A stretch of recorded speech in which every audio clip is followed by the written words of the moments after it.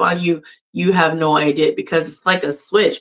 1 minute they're cool, the next minute, boom, right? It's just it's even more than eggshells because you just don't know, right? You sometimes eggshells is a very lightweight, but it's even more than that. It's like every now and again there's a grenade you're going to step on and you have no idea when that person's going to blow up. So every minefield, it's like you're going through a minefield, which is more dangerous than eggshells because if one of those mines blow up, you're done. And here it goes, right? Here goes the explosion at the top of the cycle of abuse because you said something, did something, looked a kind of way, talking to someone, spending time with your family, whatever it is. It could be a plethora of things. You just never know what is going to be the trigger that sets them up, not the trigger that sets you up, that sets them up. So it's like there's that boom, that mysterious grenade that goes off. So, like I stated before, you cannot live in peace with a harmful person.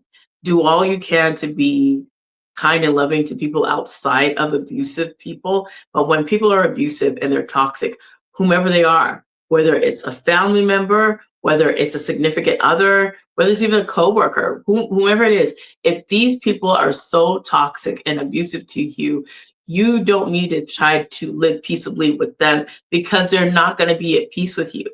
You need to remove yourself from that situation and make sure you're away from there because there are people that literally want to harm you to end your life.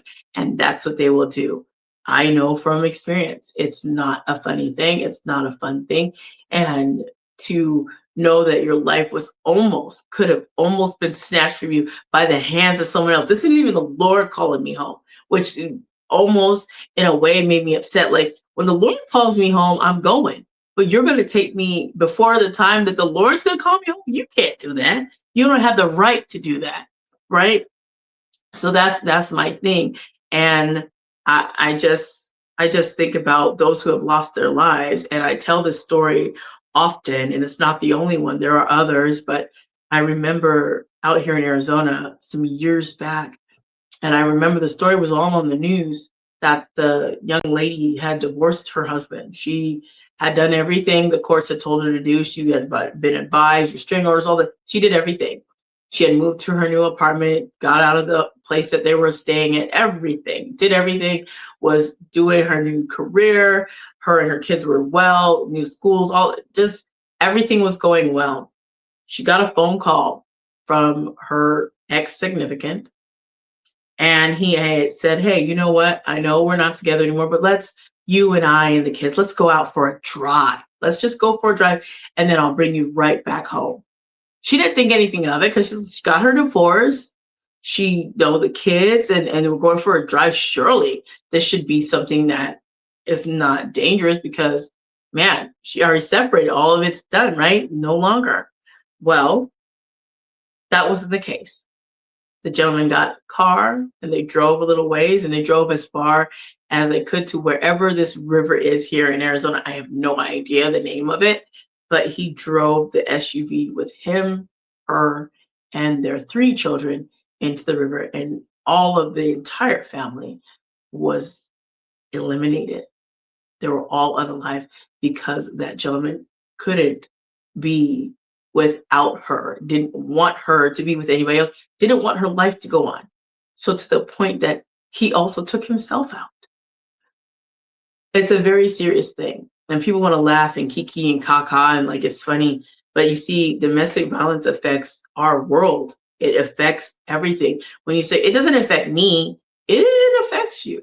You don't see how it affects you, but it indirectly affects you. When law officers have to go out and they have to go to that certain area to go deal and handle that, you have no idea what's going on in that home. You have no idea if that officer is going to come back. And then after that, all the services that have to be rendered, because this is a person where if they have kids, now got to figure out childcare. The person has lost their job, got to figure out medical, and they've got to rebuild their credit, and we got to find them housing. And if they transitional housing to permanent housing, and all the things, right? All the things that were already pre-established, but because this individual came in and like a wrecking ball destroyed the family, destroyed this person's life, now they are deemed homeless. And they weren't homeless before. They had a place to live. They had a career. And I went through that, right? I had a career, had a place to live, had all that. I wasn't homeless. But after that situation, in two twos, I was homeless. In two twos, I was homeless. It happens so quickly. So once again, if you find yourself in a situation with someone who is domestically abusive towards you, I need you, and you can live in peace, yes, but live in peace away from that person. Live in peace away, removed out of that situation, because the last thing you want is for your family members to not have you around. You don't want that. And I don't want that for you. So I would definitely advise that when the Lord is telling you to live in peace with everyone, absolutely. But he also gives you discernment. Like, you don't need to stick around for someone who is trying to end your life. That you can't live peaceful with. You'll never live at peace with that person, and that person will never let you live at peace. So what you have to do is you have to break the cycle, and you have to come to the realization that you have to get out of that, and you deserve better, and you deserve to be treated with respect, and you deserve to not be harmed. You deserve to not be harmed. Some people think that, well, I deserve this. I deserve to be hurt like this. What? No, no, I don't know what kind of thing. That's not good, right? That's horrible thinking. Don't have those kind of thoughts. Those are not helpful thoughts. Okay. So I just want to get on here real quick and share a message with you guys. So I'm hoping I put down here in the little ticker, little streamer, the thing that's going across, or wherever you see it, that if you want to be part of the Ignite a New Start, Reclaim Your Power, Rewrite Your Story Summit for 2026, please reach out to the email. It's igniteanewstart@gmail.com, or you can reach out to ggthw18@gmail.com. Just getting a start on this. You can say if you have intentions of wanting to be there, and I'll be looking for sponsors and all the things. And I'll be talking about this because, of course, no better time to get started than now. So I just want to let you know, if you are interested in doing and being part of that, listen, it's good, it's good stuff. Okay, so I will be also looking for an author who wants to be an author, a featured author.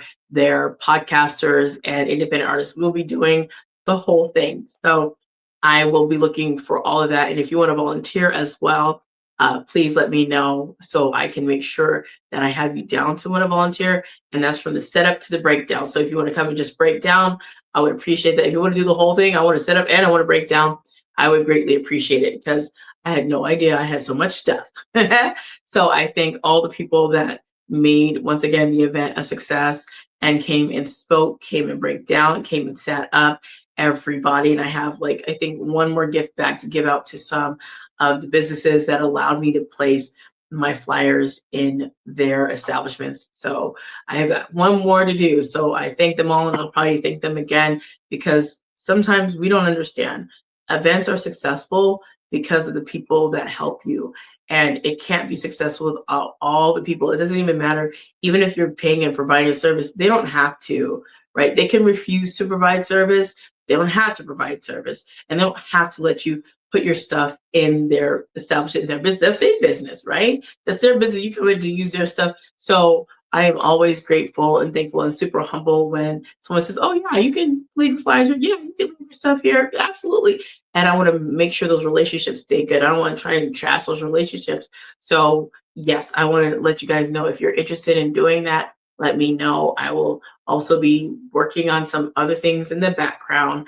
I Rise and Speak, different type of 4-week program. There's a few of them, but I'm going to be working on that too, to bring that out for some of you that want to do the whole thing. You want to do your podcast, you want to do a book, you want to do a podcast, and you want to host your own event.